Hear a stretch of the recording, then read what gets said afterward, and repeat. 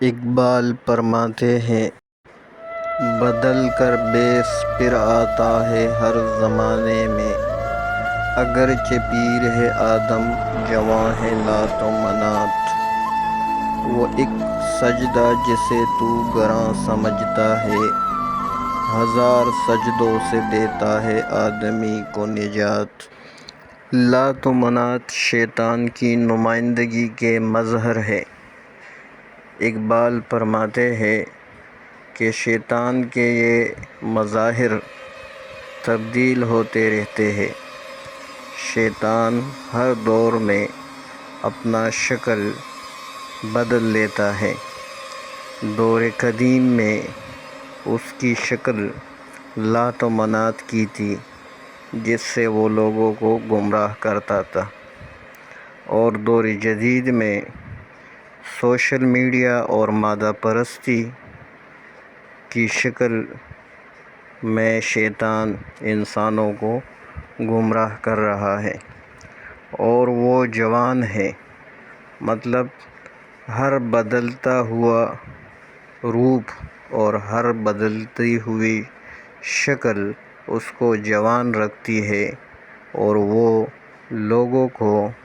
نہایت ہی آسانی سے گمراہ کرتا ہے، صحیح راستے سے یا سیدھے راستے سے ہٹاتا ہے۔ دور قدیم میں شیطان لات و منات کے ذریعے جس طرح لوگوں کو گمراہ کرتا تھا، اسی طرح آج کے دور میں سوشل میڈیا سے اور مادہ پرستی سے انسانوں کو گمراہ کر رہا ہے۔ تو قدیم دور میں بھی اس سے بڑی برائیاں جنم لیتی تھی، جیسے کہ غربت، بے روزگاری، رشوت خوری، جھوٹ، دھوکہ، منشیات اور ظلم وغیرہ۔ یہی برائیاں قدیم دور میں لات و منات کی وجہ سے تھی،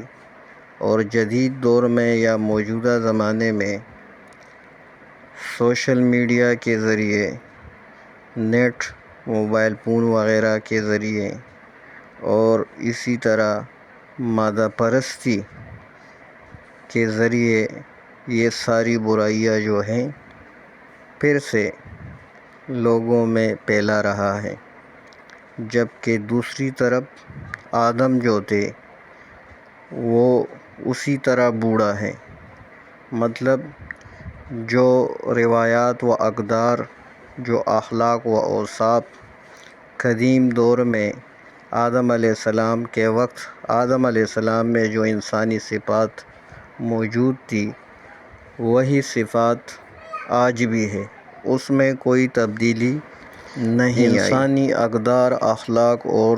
طور طریقے آج بھی وہی ہے جو آدم علیہ السلام کے وقت تھے۔ دوسرے شعر میں اقبال فرماتے ہیں، وہ ایک سجدہ جسے تو گراں سمجھتا ہے۔ انسان نماز پڑھنے کو، اللہ کے آگے سجدہ ریز ہونے کو، اللہ کی بندگی کرنے کو اپنی نادانی سے مشکل خیال کرتا ہے، جبکہ اللہ کی بندگی آسان ہے۔ اس دنیا میں اپنی زندگی کو استحکام دینے کے لیے، اپنی اور اپنے پیاروں کی ضروریات پوری کرنے کے لیے انسان چھوٹے چھوٹے بے شمار بتوں کے آگے سجدہ ریز ہوتا ہے، جو کہ ایک بہت ہی مشکل کام ہے۔ دوسری طرف اللہ کے آگے سجدہ کرنا، جسے انسان مشکل سمجھتا ہے، ایک نہایت ہی آسان کام ہے، اور ایک اللہ کے آگے سجدہ کرنے سے انسان دوسرے تمام جھوٹے معبودوں، بتوں سے آزاد ہو جاتا ہے،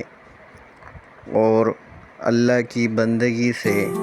اس کی دنیا کی زندگی بھی آسان اور خوبصورت بن جاتی ہے، جبکہ دوسری طرف اس کی آخرت کی زندگی بھی سنور جاتی ہے۔